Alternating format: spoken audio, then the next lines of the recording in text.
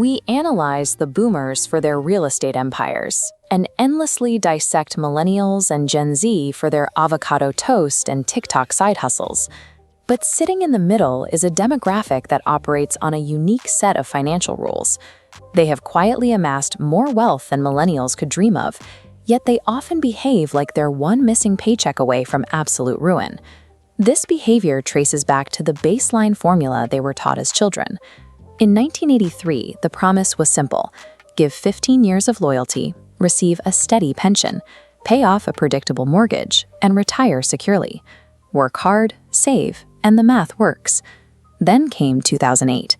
They were in their 30s, doing exactly what they were told, and they watched their 401ks get cut in half, their home values crater, and their secure companies lay off employees who had been there for 20 years.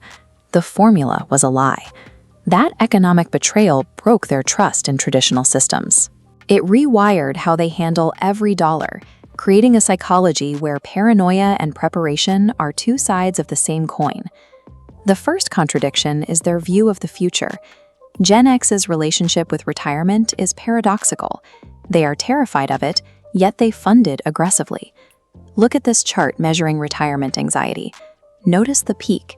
70% of Gen Xers are terrified they'll outlive their savings. Yet plotting actual savings reveals a massive spike. Despite lacking faith in the system, they contribute to 401ks at the second highest rate. They practice defensive pessimism, assuming the worst will happen and preparing obsessively so they're covered. This defensive mindset also explains their earning habits. Federal Reserve data shows Gen X maintains higher rates of secondary income than younger generations, yet they stubbornly refuse to quit their day jobs. They watched their parents' colleagues, people who had worked at a company for decades, get suddenly handed a cardboard box and escorted out with zero warning. For a Gen Xer, a side hustle functions as a mandatory insurance policy. They build escape tunnels to ensure they aren't trapped when the main corporate exit suddenly locks. You see a similar split in how they distribute their trust. A Gen Xer will resign from a Fortune 500 company via email without hesitation, yet they exhibit 34% higher brand loyalty than millennials. Institutions betrayed them. Specific people and the trusted childhood products they grew up with did not. They redirect their loyalty toward entities they can actually hold accountable. This selective trust dictates how they spend.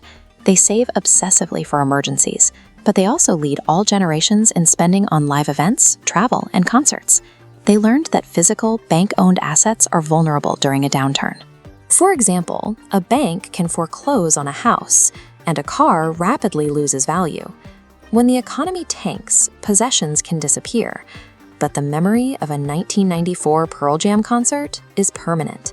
Nobody can repossess a memory.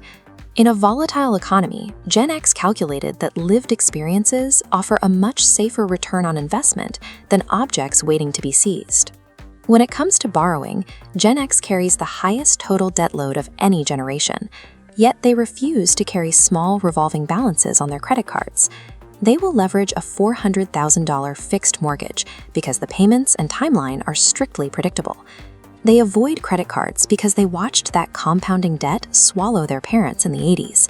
To them, unsecured debt is quicksand. Finally, consider how they store their information. This generation built the modern digital infrastructure, but over 60% of them still maintain physical paper files for their important documents. They practice redundancy by design. They use cloud storage for convenience, but they remember the early days when databases crashed and digital records evaporated. A row of metal filing cabinets is their analog failsafe. Whether they are managing a mortgage or printing out a bank statement, their entire system relies on maintaining control over any potential point of failure. When you step back, these behaviors snap together. This collection of interlocking responses forms a shield, adapted for an economy that failed its original promises. Gen X operates as a generation of financial survivalists. They have adapted their psychology to navigate an environment they view as inherently hostile and unstable. That 10-year-old kid in the bank in 1983 learned the value of hard work, but they also learned that the system can change the rules without warning. They invest and save to play the game, but they never forget that the board is tilted. Financial habits are rarely random. They are rational responses to the specific economic landscape that raised you.